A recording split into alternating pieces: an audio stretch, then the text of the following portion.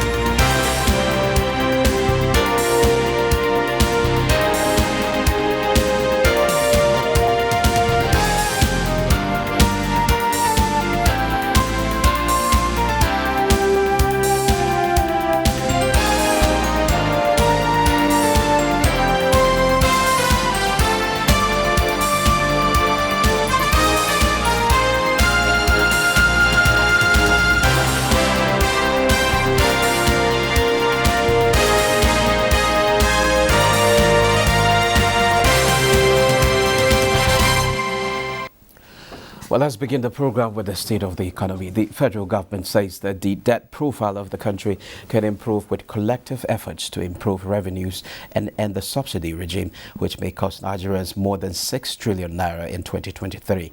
This was disclosed at a consultative forum on Nigeria's medium-term expenditure plan. The Director General of the Debt Management Office, Patience Oniha, observed that Nigeria has one of the lowest revenue to GDP ratio in the world, hence inadequate to provide for infrastructural development on the long run without borrowing. Why is the debt stock growing? You can see it from the presentations that we've been having for several years. When the budget is drawn up, it is drawn up from the budget. There's revenue, there's expenditure, then there's a gap that is funded by borrowing. It doesn't just happen, accidentally or without any approvals. That's one. But having said that, what are we even doing to ensure that even if we have to borrow, the debt service cost can be moderated? Over 60% of our external debt is actually from concessional sources. So we're talking of costs below that are at most 3% and are spread out over a long period. If we didn't have those strategies in place, the debt service will actually be higher. We would like to see more revenue so that the debt service to revenue ratio is high. We got into recession and got right back out. The truth is that without the expansionary fiscal stance, which was only made possible given the weak revenue performance by the borrowings, it will not have been possible for the country to emerge that quickly from recession. The Nigerian Labour Congress has assured that its planned nationwide protest will be a peaceful rally and not strike that will lead to shutdown of businesses. In a circular issued by Nigerian Employers Consultative Association to all its members companies, NACA says the protest will not further compound the economic fortunes of businesses and Nigerians in general. Oil prices rose on Tuesday for a second day on the increasing concerns about tightening European supply after Russia, a key oil and natural gas supplier to the region, cut gas supply through a major pipeline.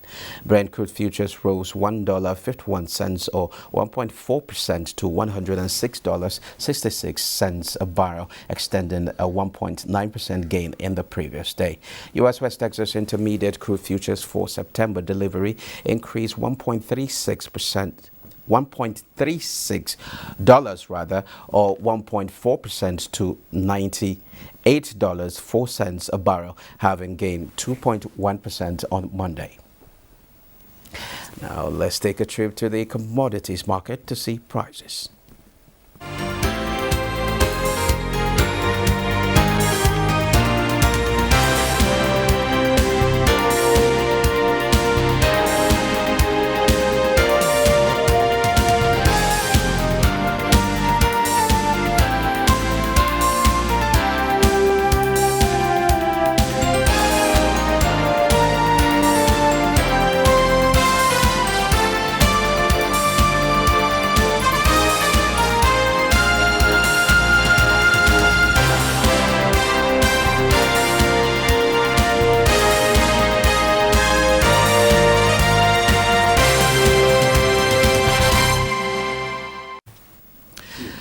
Naira has fallen to as low as 650 to 670 Naira to a dollar at Paro Market. We'll look at the dollar to Naira exchange rate at the official window.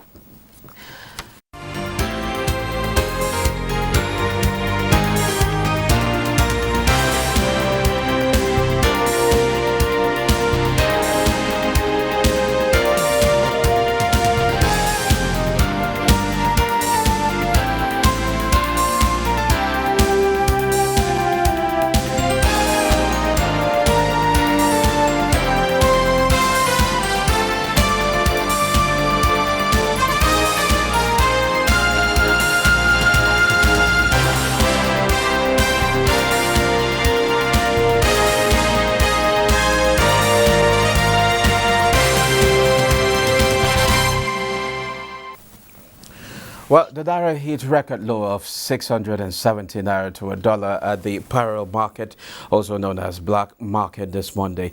The exchange rate at the start of the week was 665 Naira to $1 before it fell. The Naira at the official NAFEX market has, however, remained at 430 Naira to a dollar. The exchange rate is our focus on the program this morning, and our guest is an economist, Dr. Emeka Okengo. It's good to have you. Good to be here, Musa. Good morning. Okay, when you look at how the Naira has been performing as against the dollar, you agree with me it has been poorly recently. So what do you think led to this sharp decline, most especially in recent months? No, it hasn't been. He has always been there. He's been there. I mean, it was foretold. We've always talked about this, and this has not come as any surprise. And I don't think it's about any policy miscalculations or what. It had to happen. It's happening, and it will keep happening. You know, because there's just one very basic fact. Your dollar or your currency has the value, you know, based on what it brings to the market. That's how simple and straight it is. The dollar is gaining in value because it is a major, you know, currency for discounting and trading. Now, the Naira does not trade anything in the external market. So the Naira is not, to put it very simply, the Naira is not competitive. All right, so, and as long as you don't have what you're bringing to the table, you don't have what you're contributing. Is that elementary? But it's also what we are seeing in other countries as well. No, which other countries? A stronger dollar, and then we see decline in other currencies, except for maybe Russia, which Putin has actually put. No, you see, when you're talking about currency decline, you're talking about maybe very little percentages, 2%, 3%. Not in this case where you're talking about over 2,000%. How does that relate? How does that count? But and could this be also attributed to our appetite for importation rather than actually? You don't have a choice. You are import dependent. It's not about appetite. It's about survival. Musa, you know, that's what I'm struggling to tell you. You even if you don't have appetite, you're going to die if you don't import, because basically and everything you need, everything you eat, okay, everything you consume, ultimately, on the surface it might look as if we're producing anything, but when you look at the back end, when you look at the support input, you find out that they're all dollarized. So that's what the problem is. And it is because of what's just one very simple thing, because I know that might be the next question. It is because we have not started indigenizing, you know, our policies and our science and technologies. That's all. It's that simple. Until we get to that point where we know that our greatest challenge and the greatest threat to our existence as a corporate unit is that we have not understood that we must use a firewood. Let me use a local proverb. We must use a firewood in our backyard to make our meals. Otherwise, it's going to be tough. Okay, what do you make of the disproportionate pricing regime on the black market? Again, it's all about availability. Okay, dollar has become a commodity that's been traded like any other good. So it's all about demand and supply. Okay, now the central bank has tried to put restrictions, remove middlemen. If you need the dollar, come to the central bank and then get it directly. But even in doing that, you need to, you know, explain clearly what you want to do with the money. Now, until you have this policy says we don't need dollar to be able to get those primary inputs. until you make them. I was looking at the National Assembly yesterday, and they were talking about, us going back to cassava bread. I remember we spoke about cassava bread under Obasanjo. Yeah.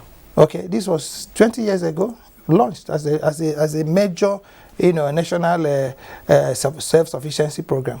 I remember that President Jonathan also ate the cassava bread in effect. And then, 20 years thereafter, we're still talking about cassava bread. You can't be talking about cassava bread if you're not producing the volumes that can be able to feed your bakeries.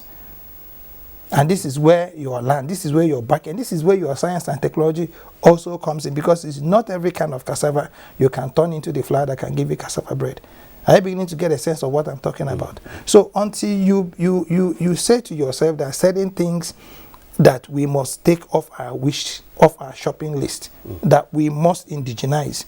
And one way to do that is, first and foremost, let's even have a conference on the technologies that we've acquired as a country in the past 40 years of our nationhood or so.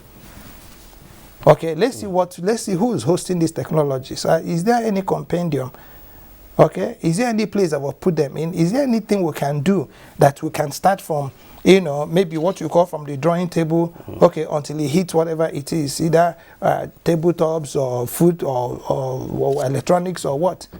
And a lot of these technologies you can just get for free from the internet. How come we are not applying it? How come we don't have a Nigerian television?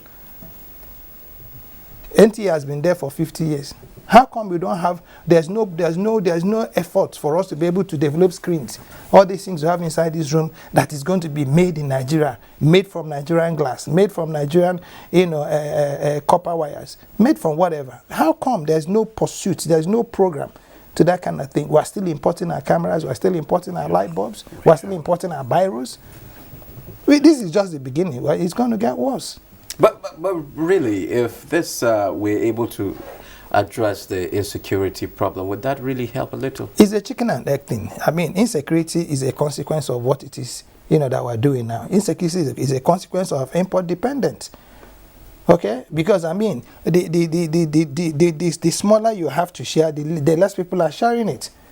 That's what it is. Okay, if you're talking about insecurity, when you go into those places that they give to people, you're looking at pristine, lush grains, that could have been agricultural belts. Okay, that could have been industrial layouts.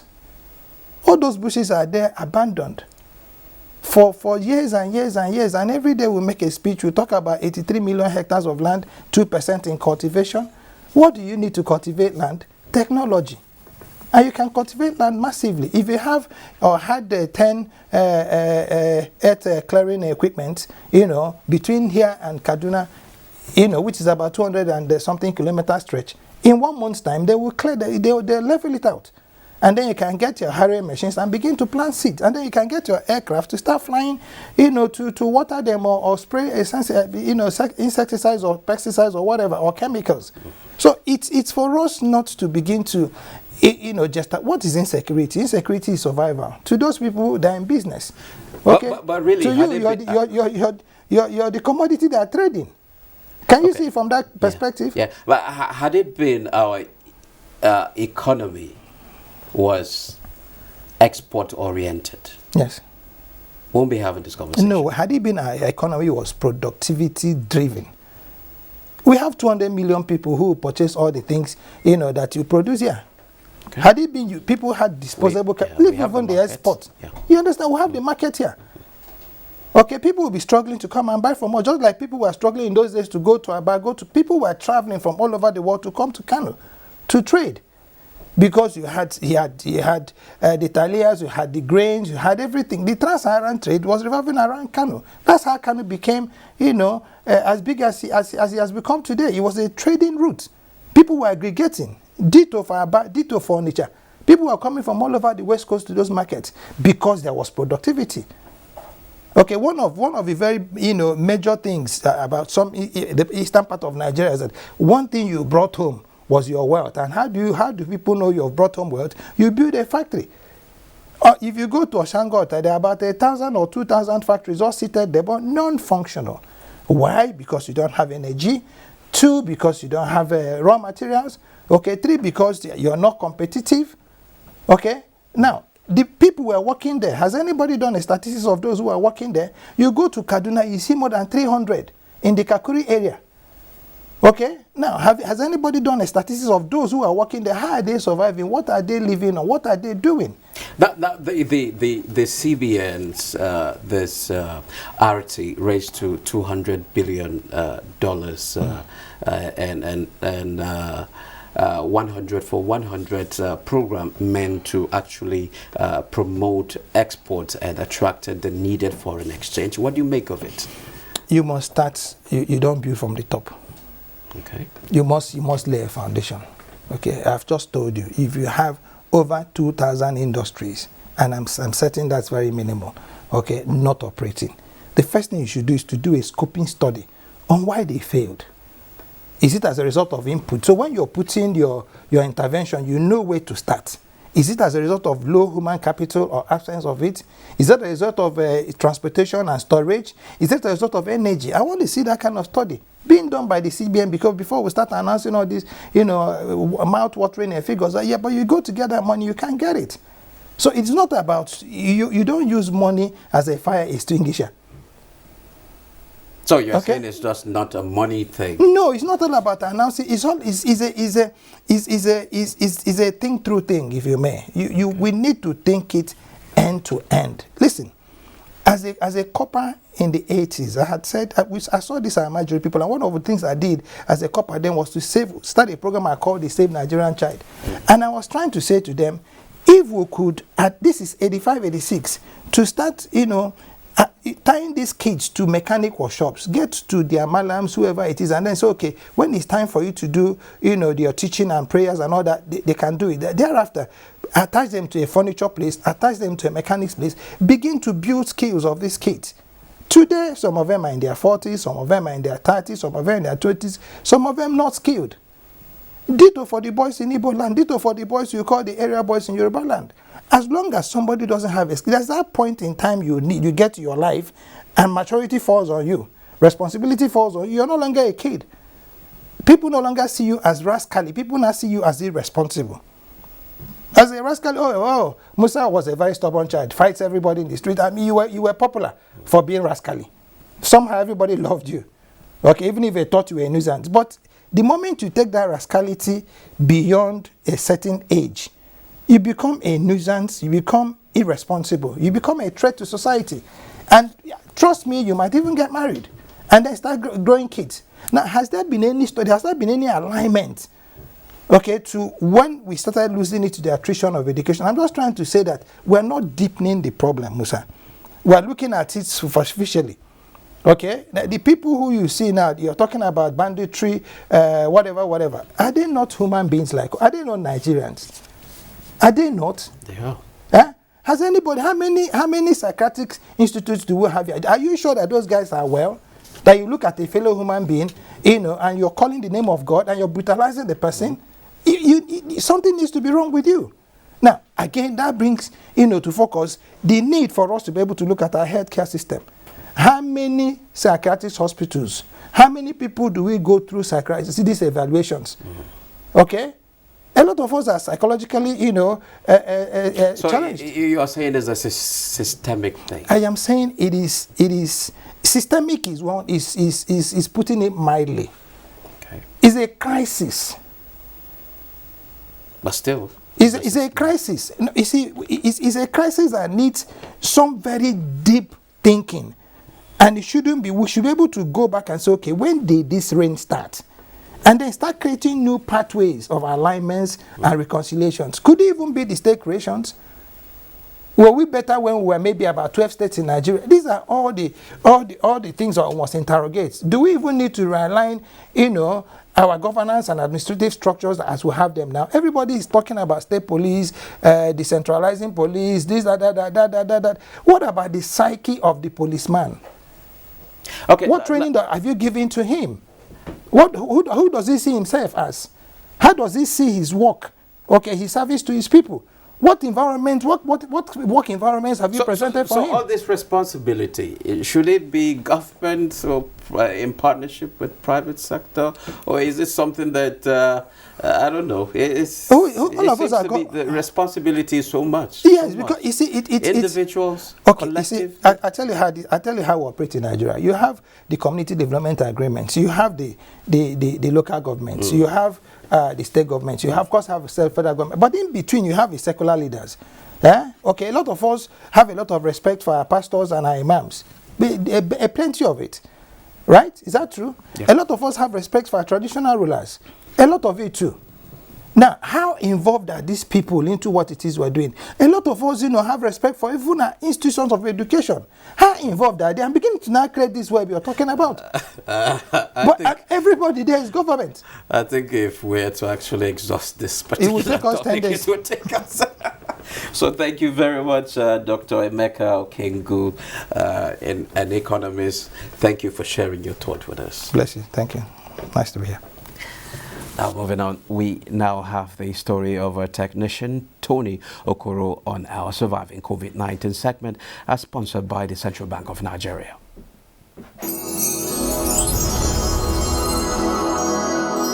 Surviving COVID-19 series is brought to you in partnership with the Central Bank of Nigeria. I'm a technician. I'm into phone. Getting about fixing phone, unlocking and others. Actually, I've been in phone job for a while now, over 5 years. During that COVID time, is not something someone that will. It's a very bad situation on that COVID time. No movement and a lot of things, income, everything reduced. It's a very, very bad experience. Bad experience. Something someone doesn't need to experience another time again. If you can't open your business and you are not there to do what you're supposed to do, you will not get income. And nobody is coming to fix phone and others. And for you to even come out, there's no way. You can't even come out. There's no movement. Even inside town and some area, no movement. A bad experience. There's a little bit changes now. There's a little bit because you can see people are moving. Someone can easily come to you and ask you, can you be of help? During that COVID, I learned a lot of lessons because during that COVID time, I learned that someone even needs to have something on ground, because if you are doing business and you don't have anything on ground, if you have issue, how will you solve it? Because I noticed a lot of people were running helter-skelter because some people don't even have service. So it's by the grace of God, a lot of people survived during that COVID. Yes, actually I heard of that CBN loan, but one thing about me, all this government stuff, I've not been interested in all those things because sometimes some people fell victim.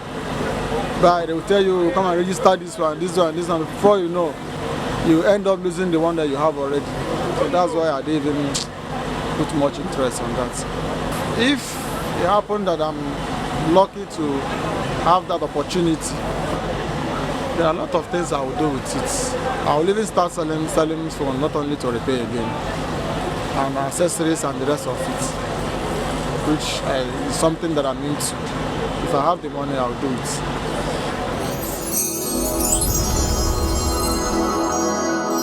Surviving COVID-19 series is brought to you in partnership with the Central Bank of Nigeria. The equities market resumed negative to close the first trading day of the week on a bearish note. The all-share index dropped to 51,400.53 points this Monday from 51,979 points in the previous session.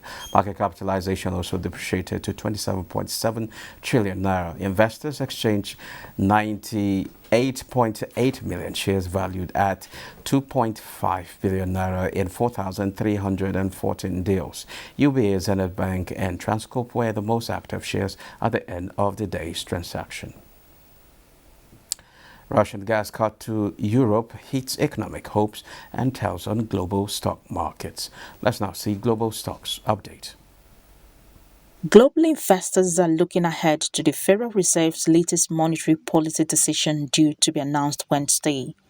Hong Kong stocks rose more than 1% in mixed Asia trade this Tuesday as South Korea's gross domestic product beat estimates. Hong Kong's Hang Seng Index advanced 1.48%. The Shanghai Composite also climbed 0.81%, while Japan's Nikkei 225 was in negative territory. U.S. stock futures fell on Tuesday morning after Walmart cut its profit forecast, sending retail stocks tumbling. The Dow Jones Industrial Average futures fell by 0.39%, S&P 500 declined 0.3%, and Nasdaq 100 lost 0.38%. European markets are rather cautious as investors digest a fresh round of corporate earnings. The FTSE 100 is higher by 0.42%, France's CAC 40 is off 0.12%, while stocks in Germany are unchanged, with the DAX at 13,210.32. African markets are set to post gains this Tuesday. South Africa is already seeing opening 0.96% up at 62,023.29. Kenya's Nairobi oil share rose 1.04%. Tunisia gained 0.28% and Namibia appreciated by 0.08%. Well, this is where we end this episode of the program. Don't forget you can access all previous episodes on YouTube. Join us again on Wednesday at 3 p.m. for another episode. I am Musa Abubakar.